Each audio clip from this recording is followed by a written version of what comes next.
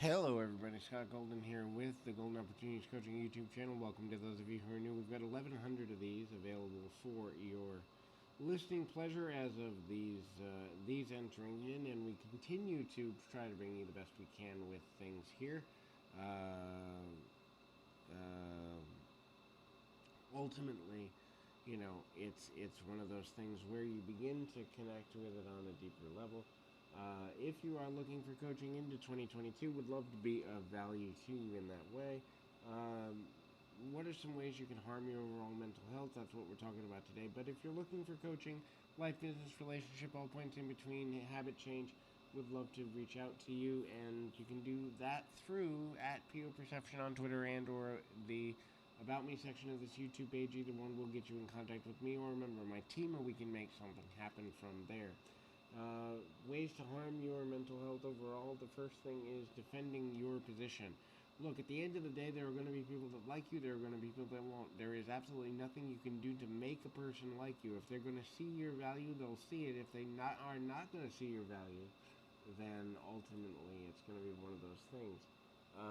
When you begin to understand that your value is intrinsic to you and thus is not influenced or should not be influenced by the people around you in a long term way, then you'll be able to live a better life. The next is if you allow shame to enter into how you see yourself on a continual basis, if you allow shame to get into the way in which you interact with the world and interact with others, and or you allow other people to control how you feel about yourself based on shame you feel over things you have done or haven't done, that can be problematic for a number of reasons, obviously, and so shame is one of those things you want to keep things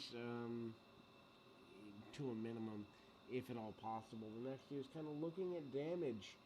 If you are a damaged individual, if you are a person who is constantly in struggles, um, you begin to, uh, you know, uh, an interesting person or a person who is struggling.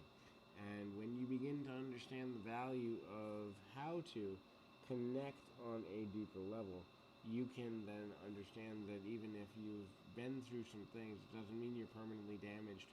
The misconception that we're permanently damaged can often make us undervalue ourselves and thereby allow others to take advantage of our lower self esteem, which is ultimately not a healthy thing in the long run or the short run of things. The next thing to look at there is we block love. When we don't have a proper or positive or healthy view of ourselves, we block ourselves from being loved in the way that we need to be loved, not because we're unintelligent people, not because we're bad people, but because at the end of the day, the level of love we need is dependent on believing that other people can love us or want us or need us to be in a well space. And so low self-worth goes along with that. When you don't value yourself, others won't either. And again, how can you give what you don't have, and how can you accept what you don't see within yourself? It's super challenging, especially for individuals who are committed to mental health, emotional health, and the paradigms they're in, to watch people struggle in these areas, because you can't make a person see themselves properly.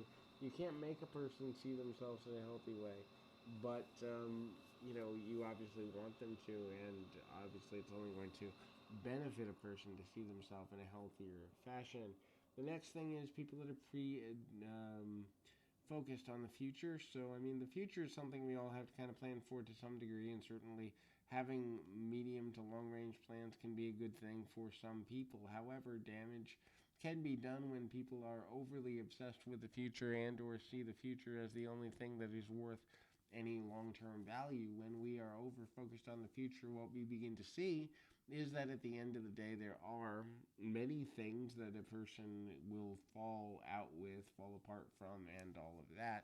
When we begin to see our own value as being most active and most valuable to us in the present moment, we then begin to be able to make more intelligent and long-term and valuable choices for our own benefit. So hopefully this is helpful. I encourage you, keep your feet on the ground, your mind in the moment. Until next time, everybody.